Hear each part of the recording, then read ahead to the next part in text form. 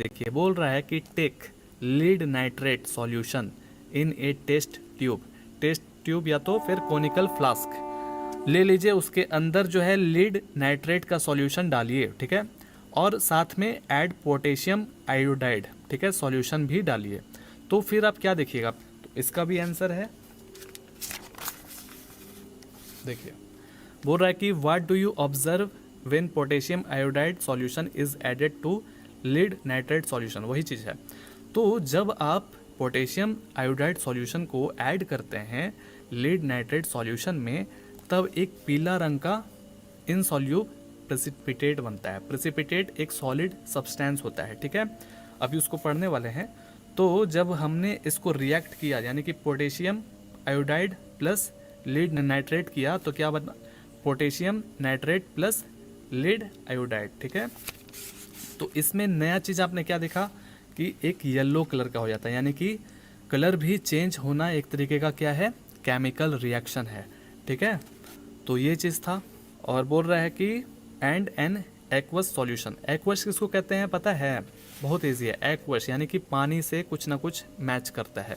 कोई भी सब्सटेंस को, कोई भी सब्सटेंस यानी कि कॉपर हो गया, एल्यूमिनियम हो गया, ये सब जो आपका सब्सटेंस है, इसको अगर पानी में डाल के क्या नाम है मिक्स करिएगा, तो वो क्या बन जाएगा, एक्वस, एक्वस सॉल्यूशन, ठीक है, उसको कहते हैं, जिसके अंदर एलिमेंट हो और पहले से पानी भी हो, ठीक है, उन दोनों को मिला दिया गया तब वो एक्वस सॉल्यूशन बन जाता है।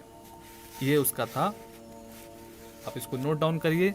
उसी तरीके से है जो पहले अभी बताया। चलिए आगे बढ़ते हैं। अब यहाँ पर एक्टिविटी 1.3 में भी वही चीज़ है, इसको भी समझिएगा, ठीक है। क्या होता है जब आप जिंक का एक गोली या कोई भी सब्सटेंस छोटा छोटा, वो आप क्या करते हैं, डाइल्यूट हाइड्रोक्लोरिक एसिड जो कि खतरनाक है और सल्फ्यूरिक एसिड भी खतरनाक है, ठीक है, मतलब कि मिलाते हैं इस एसिड के अंदर, तो क्या होता है, तो दो दो क्वेश्चन निकल कर सामने आया है, ठीक है।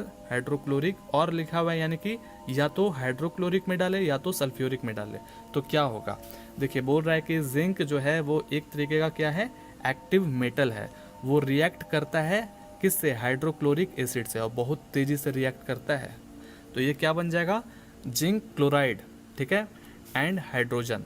नहीं समझे बात को, यहाँ पर फिगर में देखिए, इस फिगर में क्या है कि यहाँ पर पहले से क्या था, सल्फ्यूरिक एसिड था, ठीक है।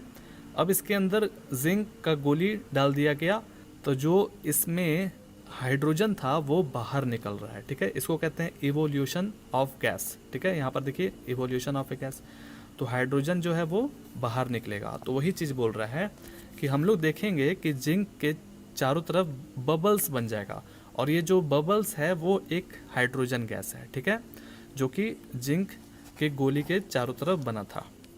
और क्या आपने देखा, और इसको आप टच करिएगा कोनिकल फ्लास्क को, तो देखिएगा कि बहुत हीट निकल रहा होगा, ठीक है। यानी कि हमने देखा कि हाइड्रोजन गैस बाहर निकला और टेम्परेचर जो है वो चेंज हुआ, यानी कि इंक्रीज हुआ।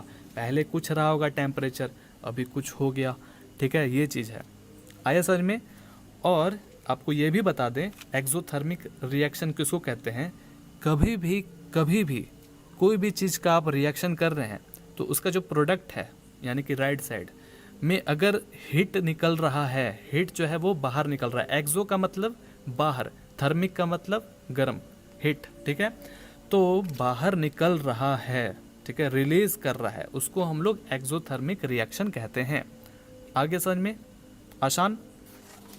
तो हमने क्या देखा, ये आपको बताना चाह रहा था कि जितना भी आपने तीनों एक्टिविटीज़ किया, क्या क्या देखा कि चेंज इन स्टेट, ठीक है, मतलब ये क्या है, ये जो है केमिकल रिएक्शन का कैरेक्टरिस्टिक है, ठीक है, उसको भी पढ़ेंगे। देखिए क्या बोल, मेरा मानना है कि मैथमेटिक्स एक इंटरलिंक सब्जेक्ट है, एंड मैथ्स के बेसिक्स अगर आपके स्ट्रांग नहीं हैं तो आईटी जेईई के बाकी सब्जेक्ट्स में भी आप बहुत अच्छा परफॉर्म नहीं कर पाएंगे। वो भी पढ़ेंगे। देखिए क्या बोलता है, characteristic of a chemical reaction.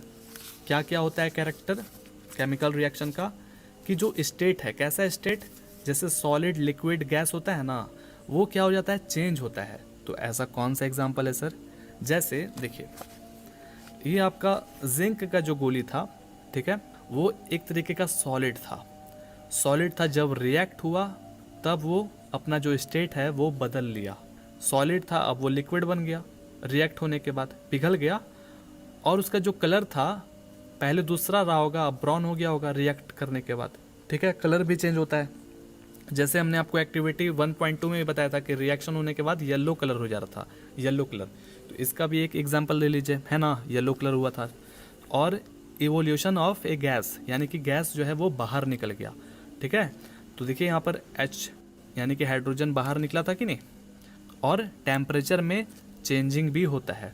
जैसे यहाँ पर पहले कुछ और था रिएक्शन करने से पहले, अब जब रिएक्ट करने के बाद देखे छू करके तो ये गर्म मिला हमको। ठीक है, तो टेम्परेचर में भी चेंजिंग होता है। तो आपने जितना भी चेंजिंग देखा ये सब, ठीक है, इसी को हम लोग केमिकल रिएक्शन कहते हैं।